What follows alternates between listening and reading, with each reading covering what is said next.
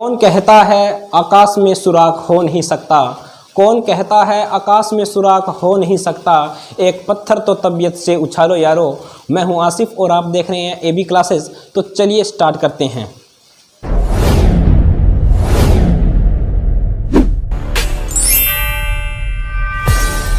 AB classes.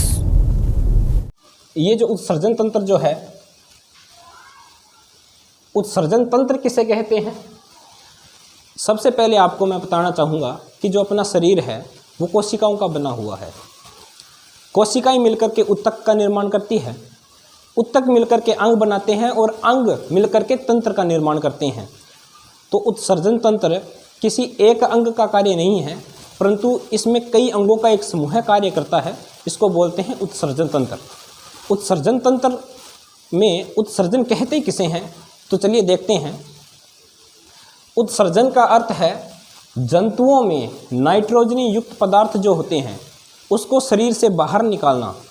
नाइट्रोजनी युक्त जो पदार्थ अपने शरीर में बनते हैं जो कि जहरीले होते हैं, मानव के लिए अच्छे नहीं रहते, उनको अपने शरीर से निकाल देते हैं। तो इस प्रकार के जो नाइट्रोजनी युक्त पदार्थ होते हैं उनको शरीर से बाहर निकालना उत्सर्जन कहलाता है। अब देखिए फ्रेंड्स, जंतुओं में नाइट्रोजनी युक्त अपशिष्ट पदार्थों को बाहर निकालने की प्रक्रिया उत्सर्जन कहलाती है। अब इसमें नाम आया नाइट्रोजनी युक्त। नाइट्रोजनी युक्त का मतलब होता है, नाइट्रोजनी अपशिष्ट पदार्थ का मतलब होता है जैसे कि जिसमें नाइट्रोजन उपस्थित हो। जिसमें क्या हो फ्रेंड्स? नाइट्रोजन उपस्थित हो। जैसे कि यूरिया है अपना। यूरिया जो होता है उसका जो फॉर्मूला होता है NH2CO NH2। यूरिया का जो फॉर्मूला होता है उसमें नाइट्रोजन उपस्थित होता है, तो इसी को अपने क्या कहते हैं? नाइट्रोजनी अपशिष्ट यूरिया। यूरिया का जो निर्माण होता है दोस्तों, यूरिया का जो निर्माण होता है वो यकृत में होता है। यूरिया का निर्माण यकृत के अंदर होता है। यकृत को अपने दोस्तों कहते हैं लीवर। जैसे कि आपकी जो माताजी हैं आपको कहती होंगी मेरे कलेजा का टुकड़ा है। आपने कलेजा जो देखा, कलेजा आपने सुना होगा, कलेजा वास्तव में लीवर को ही कहते हैं। जो लीवर जो होता है दोस्तों, लीवर के अंदर ही यूरिया का निर्माण होता है, याद रखिएगा। और यकृत होता क्या है, लीवर होता क्या है? ये अपने शरीर की सबसे बड़ी ग्रंथि है। अपने शरीर की सबसे बड़ी ग्रंथि की अगर बात करें अपने, तो ये सबसे बड़ी ग्रंथि अपने शरीर की है। तो चलिए दोस्तों, जीवों में उत्सर्जन के प्रकार कितने होते हैं? जीवों में उत्सर्जन के प्रकार, सबसे पहले अमोनिया उत्सर्जी। अमोनिया का सूत्र क्या होता है दोस्तों? NH3। NH3 किसका फॉर्मूला होता है? अमोनिया का फॉर्मूला होता है। अमोनिया उत्सर्जी मतलब कि अमोनिया का उत्सर्जन करेगा अपने शरीर से। अमोनिया उत्सर्जी के अंदर सर्वप्रथम जो आते हैं जीव, उन्हें कहते हैं जलीय जीव। जो जलीय जीव जो होते हैं वो अमोनिया का उत्सर्जन कर। अमोनिया जो है बड़ा ही वसीला पदार्थ है, जहरीला पदार्थ है, जिसमें मछलियाँ आती है, अमीबा आता है, हाइड्रा आता है, केंचुआ आता है, मगरमच्छ। मगरमच्छ इसी के अंदर आता है दोस्तों। जो मम्मी के जो मगरमच्छ होते हैं वो इसी के अंदर ही आते हैं। तो याद रखिएगा, जो मम्मी के जो मगरमच्छ होते हैं वो किस में आते हैं? अमोनिया उत्सर्जी के अंदर आते हैं। टेडपोल दोस्तों, टेडपोल क्या होता है? टेडपोल जो मेंढक जो होता है, मेंढक का जब छोटा सा बच्चा होता है वो अपने को लगता है कि वो मछली है, ठीक है, परंतु वो वास्तव में क्या होता है? मेंढक ही होता है। मतलब कि टेडपोल अपने उसे कहेंगे। मेंढक जब अपने लार्वा में होता है, जब छोटा सा होता है, तो उस स्थिति को अपने टेडपोल कहते हैं। तो टेडपोल भी क्या करता है? अमोनिया का उत्सर्जन करता है। उसके बाद में आता है यूरिया उत्सर्जी दोस्तों। यूरिया उत्सर्जी जो होता है, यूरिया उत्सर्जी लगभग जो मैमल्स जो हैं, मैमल्स मतलब कि जो अपने बेटों को, जो अपने संतान को जन्म देते हैं, अंडों से उत्पन्न नहीं होते, मुख्यतः वही जो जीव हैं यूरिया उत्सर्जी के अंतर्गत आते हैं। जिसमें मनुष्य जो है, गाय है, भैंस है, बकरी है, शार्क है, मेंढक है। मेंढक जो है वो वयस्क मेंढक जो होता है वो यूरिया का उत्सर्जन करता है। और जो टेडपोल जो होता है, जो मेंढक का यूँ कहें बच्चा जो होता है, वो क्या करता है? जीवों अमोनिया का उत्सर्जन करता है। यूरिकमल में मुख्यतः सरीसृप आते हैं और इसमें पक्षी आते हैं दोस्तों। सरीसृप मतलब कि जो रेंग करके चलते हैं, रेप्टाइल जो जिन्हें कहते हैं। इसमें छोटे कीट आते हैं, इसमें छिपकली आती है, इसमें कॉकरेज आता है दोस्तों। कोकरेज जो होता है, इसमें क्वेश्चन पूछ लिया जाता है, कोकरेज जो होता है उसके अंदर उत्सर्जन के लिए एक नलिका होती है जिसे अपने बोलते हैं मेलपिगियन नलिका। क्या कहते हैं? मेलपिगियन नलिका किस में होती है? कोकरेज में होती है। दोस्तों अब अपने करते हैं मानव उत्सर्जन तंत्र के बारे में पढ़ते हैं। आपने अभी पढ़ा कि मानव जो होता है वो यूरिया का उत्सर्जन करता है, और यूरिया का निर्माण कहाँ होता है? लीवर के अंदर होता है। और लीवर क्या होता है? लीवर अपने शरीर की सबसे बड़ी ग्रंथि है। तो चलिए दोस्तों मानव उत्सर्जन तंत्र के बारे में पढ़ते हैं। मानव उत्सर्जन तंत्र के अंदर सबसे महत्वपूर्ण जो अंग होता है वो होता है किडनी। जी हाँ, किडनी। किडनी को ही आप गुर्दा कहते हैं और हिंदी में इसका नाम होता है वृक्क होता है। ये इंसानों में दो पाए जाते हैं, दायां और बायां। और इसके ऊपर आपको एक ग्रंथि दिख रही होगी जिसका नाम इसी के नाम पर ही है, अधिवृक्क ग्रंथि। अधिवृक्क ग्रंथि को अपने अंग्रेजी के अंदर कहते हैं एड्रिनल ग्रंथि। हिंदी में इसका नाम हुआ अधिवृक्क ग्रंथि और अंग्रेजी में इसका नाम हुआ एड्रिनल ग्रंथि। एड्रिनल ग्रंथि के बारे में अपने विस्तार से जानकारी लेंगे अंतःस्रावी तंत्र के अंदर। तो चलिए उसके बाद में ये जो आप देख रहे हैं इनको अपने कहते हैं किडनी कहते हैं। और किडनी से नीचे आपको ये दो नलिकाएं दिख रही होंगी। ये जो दो नलिकाएं हैं उनको कहते हैं मूत्रवाहिनी। क्या कहते हैं? मूत्रवाहिनी। जब जो मूत्र जो होता है, जो मूत्र किडनी के अंदर बनता है और बनने के पश्चात इसको किडनी बाहर निकालती है तो वो मूत्रवाहिनी के द्वारा निकालती है।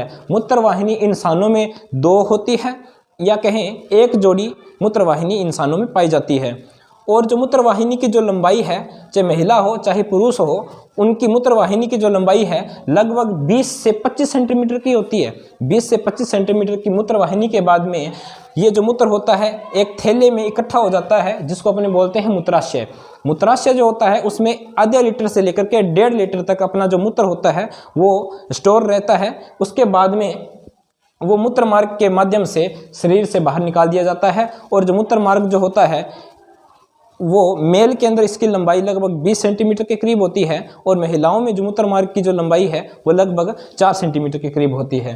तो उत्सर्जन तंत्र की जो संरचनाएं हैं इसमें दो वृक्क होते हैं जो कि आप देख चुके हैं, दो मूत्रवाहिनियां होती हैं जो कि आपको पता है, एक मूत्राशय होता है कि यहाँ पर, और मूत्र मार्ग जो होता है मैंने जो बताया मेल के अंदर 20 सेंटीमीटर होता है और फीमेल के अंदर ये 4 सेंटीमीटर होता है। उसके बाद में चलिए दोस्तों अपने देखते हैं जो हमारी किडनी होती है, किडनी की आंतरिक जो संरचना है वो कैसी होती है। तो आप अपनी स्क्रीन पर देख पा रहे हैं कि ये जो मैंने चित्र बनाया है ये किडनी का है, ये वृक्क का है, ये गुर्दे का चित्र है जो इंसानों में दो होती है। दोस्तों देखिए ये जो किडनी होती है, किडनी की जो आकृति होती है वो सेम के बीज के आकार की होती है। सेम की एक फली होती है, उसका जो बीज होता है उसी आकार की ये अपनी क्या होती है, किडनी होती है।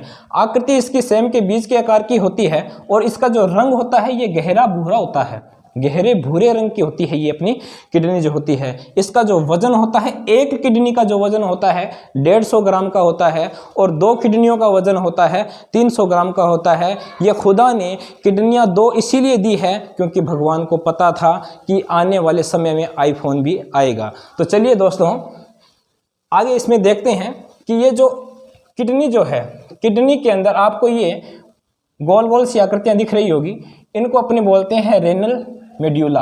रेनल मेड्यूला कहते हैं और इन्हीं के अंदर अपनी जो नेफ्रॉन की जो संरचनाएं होती हैं वो पाई जाती है। और नेफ्रॉन क्या होता है दोस्तों, नेफ्रॉन किडनी की क्रियात्मक व संरचनात्मक इकाई है। किडनी की क्रियात्मक व संरचनात्मक इकाई कौन सी है दोस्तों, नेफ्रॉन है। ये नाम याद रखिएगा आप। नेफ्रॉन को हिंदी में कहते हैं वृक्काणु। क्या कहते हैं, वृक्काणु कहते हैं। और एक किडनी के अंदर लगभग 10 लाख क्या होते हैं, नेफ्रॉन होते हैं। लगभग कितने होते हैं, 10 लाख के करीब होते हैं। और ये जो किडनी जो थी इसके ये उभारनुमा, ये गोलनुमा जो आकृतियां हैं इनको रेनल मेड्यूला कहते हैं। ये जो बाहर का जो भाग होता है इसको क्या कहते हैं, कोर्टेक्स कहते हैं। और यहाँ पर जो मूत्रवाहिनियां हैं और रक्त नलिकाएं हैं यहाँ पर मिलकर के एक साझा एक स्थान बनाती है जिसको अपने बोलते हैं पेल्विस बोलते हैं। और यहाँ पर रक्त वाहिनियाँ जो आएंगी इसके अंदर रक्त को लेकर के आती हैं और रक्त का यहाँ पर क्या होता है, फिल्ट्रेशन होता है। ये इसका सबसे महत्वपूर्ण कार्य है। इसका कार्य सबसे महत्वपूर्ण क्या है, यह रक्त का क्या करती है, शुद्धिकरण करती है। रक्त को, ब्लड को, अपना जो ब्लड होता है उसको साफ करने का काम कौन करता है, रक्त को साफ करने का काम ये किडनियां करती है। और शरीर से अपशिष्ट उत्पादों को निकालना, शरीर से अपशिष्ट पदार्थों को निकालने का काम भी कौन करेगी, किडनी करेगी। अम्ल व क्षार का संतुलन करना, पीएच का संतुलन हमारे शरीर में कौन करता है, तो वो करती है किडनी। और आपने कभी कभार अपने बुजुर्गों से या अपने परिवार वालों से सुना होगा कि उनकी किडनी के अंदर, उनके गुर्दे के अंदर पथरी आ गई है। जो पथरी जो बनती है वो किसकी बनती है, कैल्शियम ऑक्सीलेट की बनती है। कैल्शियम ऑक्सीलेट की ये क्या बनती है, पथरी बनती है। चलिए दोस्तों, अब अपने पढ़ते हैं अपोहन विधि के बारे में। अपोहन विधि जो होती है उसका अंग्रेजी में नाम होता है डायलिसिस। डायलिसिस जो होता है दोस्तों वो उन व्यक्तियों का करवाया जाता है जिनके शरीर में जो किडनी है वो खून को साफ नहीं करती है। तो अपोहन विधि में क्या होता है, जब किसी व्यक्ति की किडनी फेल हो जाती है तब उसके शरीर के रक्त को कृत्रिम विधि द्वारा साफ किया जाता है। इसे ही क्या कहते हैं दोस्तों, अपोहन कहते हैं। कृत्रिम विधि के द्वारा इसको क्या किया जाता है, साफ किया जाता है खून को। तो इसी विधि को अपने बोलते हैं अपोहन विधि। ये अपोहन जो विधि होती है ये लगभग अस्पताल वगैरह जो होते हैं उनमें बड़ी बड़ी मशीनें होती है। वो क्या करते हैं कि अपनी जो यहाँ पर ये जो अपना हाथ है यहाँ पर वो 2 सिरिंज लगाते हैं, 2 सुई वगैरह लगाते हैं। और अपने जानते हैं कि अपने 2 रक्त वाहिनियाँ होती है मुख्यतः, एक धमनी होती है और एक सीरा होती है। वो सीरा से, धमनी से तो रक्त को निकालते हैं और जो मशीन जो होती है अपोहन वाली उसके अंदर से गुजारते हैं, डायलिसिस वाली मशीन में से गुजारते हैं। और उसके बाद में उसी रक्त को शरीर में सीरा के माध्यम से शरीर में प्रवेश करवाते हैं। व्यक्ति एक किडनी पर भी जीवित रह सकता है। व्यक्ति जो होता है एक किडनी के ऊपर जीवित रह सकता है। अगर उसकी किडनी सही है, वो एक किडनी सही है तो उसका जीवन यापन अच्छे से चल सकता है और उसको जीने के अंदर कोई भी दिक्कत नहीं आएगी। और अपने आगे देखते हैं, जो स्वस्थ किडनी जो होती है दोस्तों, जो स्वस्थ गुर्दा जो होता है एक दिन में लगभग 180 लीटर खून को फिल्टर करता है। 180 लीटर खून को क्या करता है, शुद्ध करता है, फिल्टर करता है। तो चलिए दोस्तों, अपने अब पढ़ते हैं नेफ्रॉन के बारे में। नेफ्रॉन किडनी की सबसे छोटी इकाई होती है। और ये कहें कि किडनी की क्रियात्मक व संरचनात्मक इकाई कौन सी है, तो वो होगी नेफ्रॉन। नेफ्रॉन को हिंदी में कहते हैं वृक्काणु। क्या कहते हैं, वृक्काणु। पूरे के पूरे शरीर का जो खून होता है जिसके अंदर कुछ अशुद्धियाँ भी होती हैं, जिसमें कुछ ग्लूकोज हो गया, जल हो गया, खनिज लवण हो गए, अमीनो अम्ल्स हो गए, ये तमाम तरह के जो अपशिष्ट पदार्थ होते हैं वो अभिवाही रक्त नलिका जो होती है वो नेफ्रॉन के अंदर लेकर के आती है। और आप यहाँ पर एक गुच्छानुमा एक आकृति देख रहे हैं, इसको बोलते हैं ग्लोमेरुलस। क्या बोलते हैं दोस्तों, ग्लोमेरुलस। अभिवाही रक्त नलिका यहाँ आती है और इधर से एक आपको एक नलिका और दिख रही होगी, ये वाली जो नलिका है इसको बोलते हैं अपवाही रक्त नलिका। ऊपर वाली को बोलते हैं अभिवाही रक्त नलिका और इसको बोलते हैं अपवाही रक्त नलिका। अभिवाही रक्त नलिका जो होती है पूरे शरीर से खून को वृक्काणु तक लेकर के आती है, नेफ्रॉन तक लेकर के आती है। और इसमें जो अपवाही रक्त नलिका जो होती है ये इसका कार्य क्या होता है, तो इसको ध्यान से समझिए थोड़ा सा। इससे पहले आपको मैं इस संरचना के बारे में बताऊं, थोड़ा सा आपका जो ध्यान है मूत्र निर्माण के चरण की ओर लेकर जाना चाहूँगा। देखिए, निस्यंदन जो मूत्र जो निर्माण होता है शरीर के अंदर, जो मूत्र जो बनता है उसके अंदर सबसे पहले क्या होता है, अभिवाही रक्त नलिका। अभिवाही रक्त नलिका जब नेफ्रॉन में प्रवेश करती है, अभिवाही रक्त नलिका जब नेफ्रॉन में प्रवेश करती है तब जल, लवण, ग्लूकोज, अमीनो अम्ल आदि अपशिष्ट छन करके बोमन संपुट में चले जाते हैं। अब ये देखो, अभिवाही रक्त नलिका जो होगी वो अपशिष्ट रक्त को लेकर के आएगी और यहाँ ये जो गुच्छा जो अपने को दिख रहा है इसको ग्लोमेरुलस कहते हैं। और ये जो कटोरे नुमा जो अपने को आकृति जो दिख रही है इसको बोलते हैं क्या दोस्तों, बोमन संपुट बोलते हैं। बोमन संपुट क्या करता है, यहाँ पर जो रक्त आएगा वो छन करके इसमें आ जाएगा, छन करके बोमन संपुट में आ जाएगा। यहाँ पर रक्त जो छने हुए जो पार्टिकल्स जो हैं वो इसके अंदर ट्रेवल करने लग जाएंगे। अब देखिए, अब मैंने बताया कि 2 प्रकार की इसमें रक्त वाहिनियाँ होती है, पहली अभिवाही, दूसरी अपवाही। अपवाही क्या काम करेगी? अपवाही इसके ऊपर एक जाल बना लेगी। क्या बना लेगी? जाल बना लेगी। तो इसमें देखिए पुनः अवशोषण होता है। मूत्र निर्माण के अंदर क्या होता है? पहला निस्यंदन होता है। पहले जो पार्टिकल्स होते हैं वो बड़े बड़े होकर के छन जाते हैं, उसके बाद में अब छनते हैं तो कुछ अशुद्धियाँ और कुछ अच्छी चीज़ें जो होती है वो भी छन करके इसमें आ जाती हैं, तो पुनः अवशोषण होता है इसका। अभिवाही रक्त नलिका जो होती है, अपवाही रक्त नलिका जो होती है उपयोगी पदार्थों को जैसे अमीनो अम्ल और ग्लूकोज का अवशोषण कर लेती है। अब ये अपवाही रक्त नलिका क्या काम करेगी? यहाँ पर अपने जो रक्त आया था जो अशुद्ध था, अशुद्ध रक्त में कुछ अशुद्धियाँ थी, जिस प्रकार से जल हो गया, खनिज लवण हो गए, अमीनो अम्ल हो गए। अमीनो अम्ल जो होते हैं लगभग 20 अमीनो अम्ल बनकर के एक प्रोटीन का निर्माण करते हैं। प्रोटीन के अगर छोटी इकाई की बात करें, प्रोटीन की अगर छोटी इकाई की बात करें तो अमीनो अम्ल होते हैं। अमीनो अम्ल हो गए, ग्लूकोज हो गया, ये सारी की सारी चीज़ें इसमें छन करके आ जाती है। अब छनने के पश्चात क्या होता है दोस्तों? अब ग्लूकोज जो होता है जो अपने शरीर के लिए अच्छा रहता है, अमीनो अम्ल रहता है वो भी अपने शरीर के लिए कुछ हद तक अच्छा रहता है, तो वो उपयोगी पदार्थ हैं। और उपयोगी पदार्थ को अगर अपने मूत्र की सहायता से बाहर निकाल दे तो अपने शरीर के अंदर कमजोरी आ जाएगी।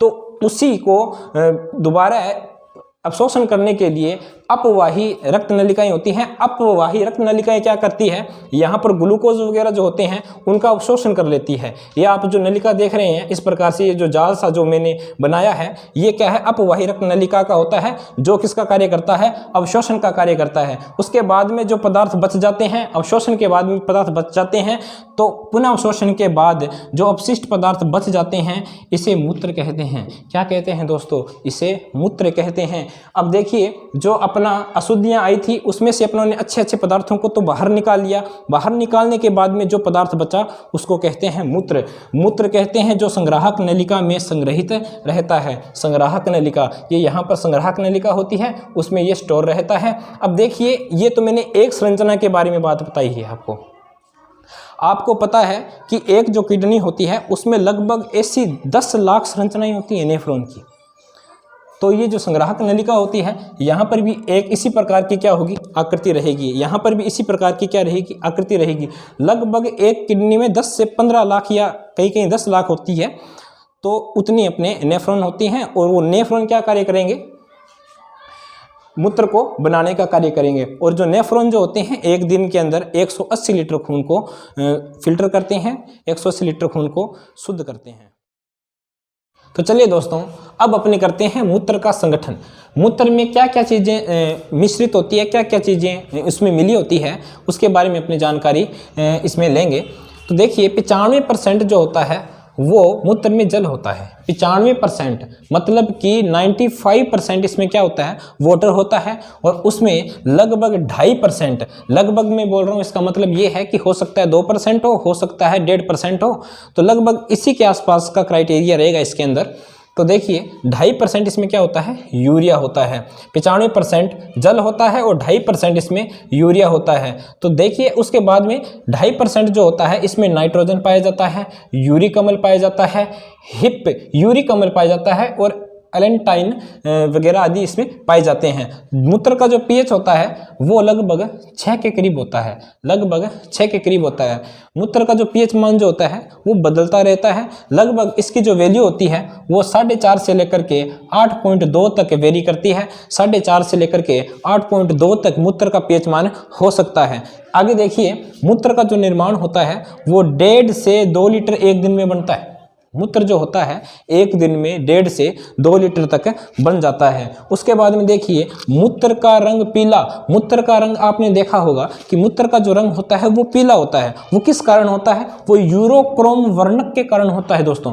यूरोक्रोम क्या होता है? यूरोक्रोम हीमोग्लोबिन के नष्ट होने से यूरोक्रोम का निर्माण होता है। हीमोग्लोबिन आपने सुना होगा, haemoglobin RBC red blood carpals के अंदर जिसको अपने बोलते हैं लाल रक्त कणिकाएं, लाल रक्त कणिकाओं का जो रंग होता है लाल, वो हीमोग्लोबिन के कारण होता है। और जब हीमोग्लोबिन मर जाती है, हीमोग्लोबिन जब नष्ट हो जाती है तो वो क्या बना लेती है, यूरोक्रोम बना लेती है। और यूरोक्रोम का जो रंग होता है वो कैसा होता है, वो पीला होता है। तो यूरोक्रोम के कारण ही जो मूत्र होता है, यूरोक्रोम की वजह से ही मूत्र का रंग पीला होता है। आगे देखते हैं मूत्र हार्मोन। आपने मस्तिष्क पढ़ा होगा और मस्तिष्क के अंदर एक छोटी सी एक ग्रंथि होती है जिसका नाम है पीयूष ग्रंथि। पीयूष ग्रंथि के अंदर एक हार्मोन होता है एडीएच हार्मोन। एडीएच हार्मोन का मतलब होता है एंटी डायूरेटिक हार्मोन। ये क्या काम करता है दोस्तों, एंटी डायूरेटिक हार्मोन जो होता है वो मूत्र को नियंत्रित करता है शरीर के अंदर। मूत्र को नियंत्रित कैसे करेगा, देखिए आप, एडीएच हार्मोन जो होता है अगर उसका लेवल अगर शरीर में बढ़ जाए, एडीएच का लेवल अगर शरीर में अच्छा खासा है तो जो मूत्र जो होगा वो कम आएगा व्यक्ति के अंदर। और जब एडीएच की कमी हो जाए तो एडीएच की जब कमी हो जाएगी तो क्या होगा, मूत्र अधिक आएगा। देखिए उल्टा है, एडीएच जब ज़्यादा होगा तो मूत्र क्या आएगा, कम आएगा। एडीएच ज़्यादा होगा मूत्र क्या आएगा, कम आएगा। एडीएच हार्मोन कम होगा तो मूत्र क्या आएगा, ज़्यादा आएगा। मूत्र जब ज़्यादा आएगा तो शरीर के अंदर जो खनिज लवण वगैरह होंगे उसका क्या नहीं होगा, अवशोषण नहीं हो पाएगा। तो इसी वजह से एडीएच की जब कमी हो जाती है तो मूत्र अधिक आने लग जाता है, जिसे मूत्रमेह रोग कहते हैं। आपने मधुमेह रोग पढ़ा होगा। मधुमेह रोग कहाँ होता है, मधुमेह रोग अग्नाशय ग्रंथि से एक हार्मोन निकलता है इंसुलिन हार्मोन। इंसुलिन हार्मोन की वजह से शुगर हो जाती है, शुगर को अपने बोलते हैं मधुमेह रोग। अब एडीएच की कमी से अगर हो जाए, एडीएच की अगर क्या हो जाए, कमी हो जाए, एडीएच की अगर कमी हो जाए तो मूत्रमेह रोग हो जाता है। और इंसुलिन की कमी हो जाए तो मधुमेह रोग हो जाता है। तो मूत्रमेह रोग हो जाता है जिसे बोलते हैं डायबिटीज इंसिपिडस। डायबिटीज इंसिपिडस किसे कहते हैं, मूत्रमेह रोग को कहते हैं। मूत्रमेह रोग किसकी कमी से होता है, एडीएच हार्मोन की कमी से होता है। कुछ महत्वपूर्ण जो मूत्र रोग है जिसमें आता है डिसयूरिया। डिसयूरिया क्या होता है, कभी कभार हम पेशाब वगैरह करते हैं तो पेशाब करते वक्त हमें दर्द का अनुभव होता है। वो दर्द का जो अनुभव होता है वो डिसयूरिया के कारण होता है। इस रोग को कहते हैं डिसयूरिया। ओलिगोयूरिया के अंदर क्या होता है, मूत्र कम आता है, मूत्र कम आता है ओलिगो यूरिया के अंदर। और आपने कभी कभार सुना होगा किसी मित्र से या किसी परिवारजन से कि मूत्र के अंदर मूत्र करते समय उसके पेशाब में खून आ गया। तो वो पेशाब में खून कैसे आएगा, खून का जो रंग होता है वो लाल रंग होता है हीमोग्लोबिन के कारण। ठीक है, हीमोग्लोबिन होती है आरबीसी के अंदर। जब आरबीसी की उपस्थिति मूत्र में हो जाए तो उस रोग को अपने बोलते हैं हिमेटोयूरिया। क्या बोलते हैं, हिमेटोयूरिया। हिमेटोयूरिया जो होता है मूत्र के अंदर पेशाब के अंदर खून आना, हिमेटोयूरिया के लक्षण होते हैं। तो अपनों ने उत्सर्जन तंत्र के बारे में तमाम बातें जो थी वो मैंने आपको बताई है।